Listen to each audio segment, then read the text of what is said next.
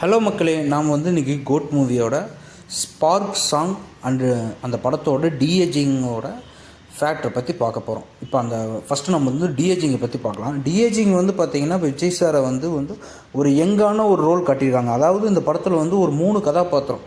ஒரு கதாபாத்திரம் 7 வயசு பையனுக்கு அப்பாவாக இருக்கிற ஒரு கதாபாத்திரம். இன்னொரு கதாபாத்திரம் ஒரு வயதான தோற்றமான ஒரு விஜயா ஒரு கதாபாத்திரம். அதாவது ஒரு 60 வயசு 65 வயசு மாதிரி ஒரு விஜய் காட்டுறாங்க. இன்னொரு வயது ஒரு 22 வயசு 23 வயது பையனாட்டு காட்டுறாங்க. ஸோ அப்படிங்கிறப்போ அந்த விஜய்க்கு டிஏஜிங் பண்ணியே ஆகணுங்கிற ஒரு கட்டாயத்தில் இந்த குழு பண்ணியிருக்காங்க. ஏன்னு கேட்டால் இப்போ விஜய் நீங்கள் டிஏஜிங் பண்ணாமல் காட்டினா அந்த ஒரு 40 வயசில் இருக்கிற விஜய் அதாவது ஒரு 7 வயசு பையனாக இருக்கிற விஜயும் அந்த டிஏஜிங் பண்ணாமல் இருந்தால் விஜய் 2 விஜய் ஒரே மாதிரி இருப்பாங்க. அதாவது ஒரு ஏஜ் லுக்காட்டு இருப்பாங்க. ஸோ அதில் அந்த படத்தில் டிஃப்ரென்ஷியேட் காட்ட முடியாது. அதுக்கோசரம் தான் டிஏஜிங் பண்ணியிருக்காங்க.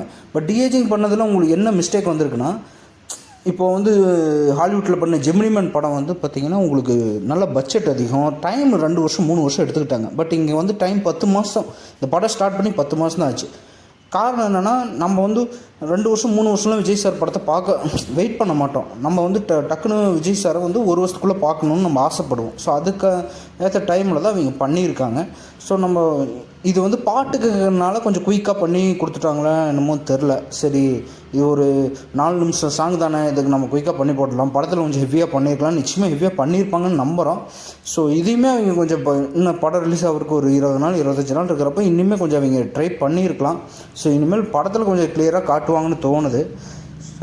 ஸோ அதனால தான் டிஏஜிங் பண்ணியிருக்காங்க. நிறைய பேர் என்ன சொல்கிறீங்க, டிஏஜிங்கே பண்ணாமல் அவர் அப்படியே பண்ணியிருக்கலாம் அப்படின்னு. இது டிஃப்ரென்ஷியேட் காட்டியே ஆகணுங்க. ஏன்னா 3 கேரக்டர் அப்படிங்கிறப்போ ஒரு கேரக்டருக்கு ஒரு வயசு, இன்னொரு கேரக்டருக்கு ஒரு வயசு, இன்னொரு கேரக்டருக்கு ஒரு வயசுங்கிறப்போ ஸோ அந்த டிஃப்ரென்ஷியேட்டுக்கோசம் டிஏஜிங் பண்ணியிருக்காங்க. பட் ஆனால் கொஞ்சம் பெட்டராக பண்ணியிருக்கலாம்.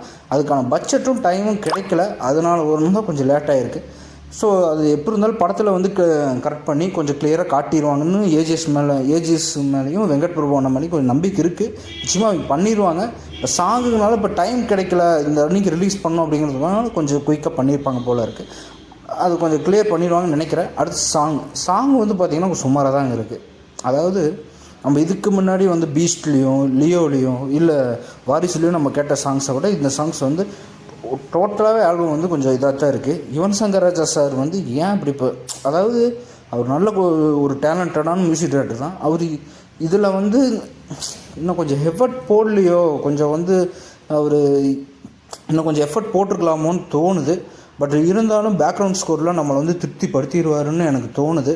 நிச்சயமாக நம்மளை டிசப்பாயிண்ட் பண்ண மாட்டார். இது வரைக்கும் ஏதோ சாங்கு விட்டார், இருந்தாலும் இதில் டிசப்பாயிண்ட் பண்ண மாட்டாருன்னு எனக்கு தோணுது. பார்க்கலாம். நிச்சயமாக இந்த படம் இவ்வளோ ஒரு நெகட்டிவ் ரிவ்யூஸோடு இந்த படம் ஃபஸ்ட்டு டே ஃபஸ்ட்டு ஷோவில் ஒரு ப்ராப்பரான ரிசல்ட் வாங்கிருச்சுன்னா நிச்சயமாக இந்த படம் பிளாக் பஸ்டர். இதில் இந்த படத்தோட வசூலை இந்த படத்தோட வசூலை நிச்சயமாக எதிர்பார்க்காத